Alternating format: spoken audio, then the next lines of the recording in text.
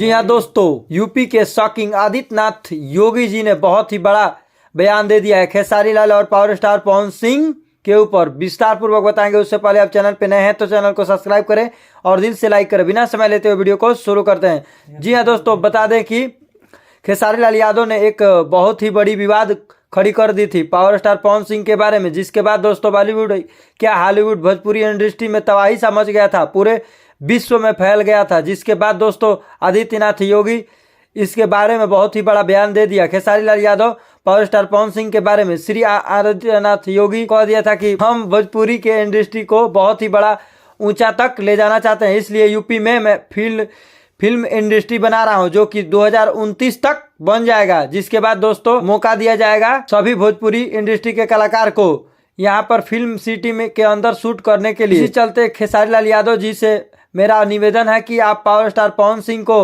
अनाप शनाप ना कहिए, और आप एक बहुत ही बड़े कलाकार हैं और पावर स्टार पवन सिंह भी बड़े कलाकार हैं। आप पावर स्टार पवन सिंह जी को रिस्पेक्ट दीजिए, बहुत अच्छा लगेगा भोजपुरी इंडस्ट्री के लिए।